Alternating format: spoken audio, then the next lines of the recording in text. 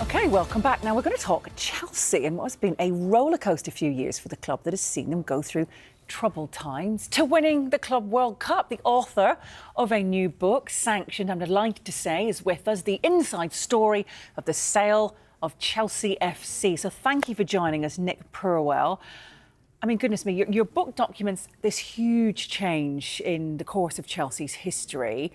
Let's just recap the events of Roman Abramovich then and the fact that he's obviously sold the club and the new owners have come in. Yeah, absolutely. So when Russia invaded Ukraine in 2022, it was quite clear that Abramovich's situation completely changed, and he was eventually sanctioned on the 10th of March, but he put the club up for sale on the 2nd of March. And then in that time, once he was sanctioned, the club was frozen, his assets were frozen.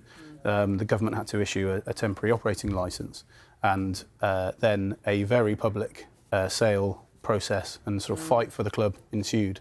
And so Chelsea had to condense a year's worth of work into 3 months to sell the club. So they were under extreme pressure, and if they hadn't met the 31st of May deadline in 2022, then the club would have folded. So there was extreme stress about the future of the club itself, and they managed to get the deal done.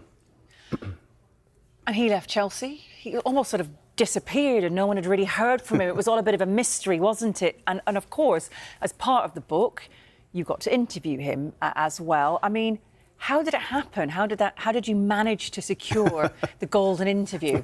Well, I'd been working across the whole period of the sale as the Chelsea correspondent for the Press Association. So in that role, over time, I built relationships with his people. And I'd always sort of very lightly said, a very light touch, well, if you ever did decide to speak, of course, I'd be really keen to do that, but only very gently. And I just kept in touch with people across, obviously, after the sale.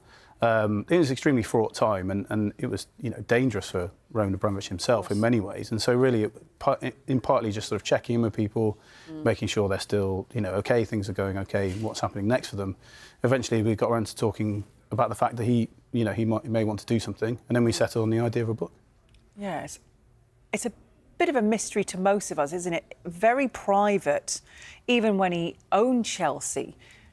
You got to know his people, but obviously speaking to the man himself, it's quite hard to get through the people to get to the man to find out, I guess, what he's like as a person and as a character, and how was he with you? Yeah, well, I think people have always said, and I think it's something that people more widely might not necessarily have been able to sort of get their head around almost, but he is quite shy and quite introverted, which is potentially unusual for somebody in his, so successful in business. But I think that's almost one of his strengths. And so he was that with me, but he was very open, and we met for the first time in Istanbul in January 2024, and I walked in, he shook me by the hand and said, my name's Roman Abramovich, pleased to meet you, and asked me anything.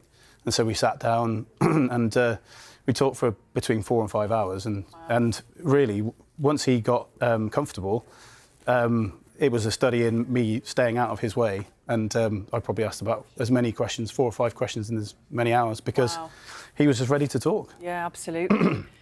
I mean, was he frustrated with what happened at Chelsea? I imagine probably upset with what happened. He obviously had a love for this club for such a long time. Yeah, absolutely. Well, I think really he's a real realist. So he was very phlegmatic about the whole thing, and he tends to want to look forward rather than back. And I think that's a very key trait in successful business people, isn't it? And so I think if pressed, he probably would have felt all of those things, but I think he felt there was an awful lot he had to deal with as well. So he probably didn't really have time to feel sort of frustrated with that overall. And keeping himself safe was something else, of course, as you've mentioned there. And he was actually poisoned at one point as well, which he spoke to you about. What was that like, hearing that from him? Well, I mean, it was remarkable. I think one of the things that is remarkable about him is that he doesn't seem to be afraid of anything, really. Because he's so phlegmatic and so calm, even in the situation when it was clear he had been poisoned. He was just trying to get on with the meetings he was trying to have to help the peace process with the Ukrainian delegation. So he put the club up for sale. They announced that the club was for sale on the 2nd of March, and that was the night where Chelsea played at Luton in the 5th round of the FA Cup.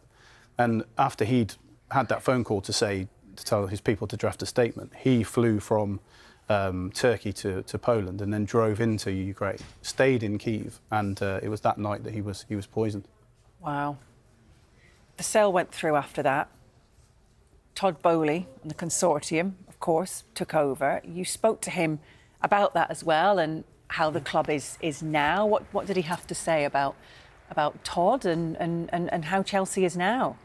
Yeah, Todd, I think the thing with Todd was that Abramovich's people, so Bruce Buck and Marina Granovskaya and Rainback, ran the sale process.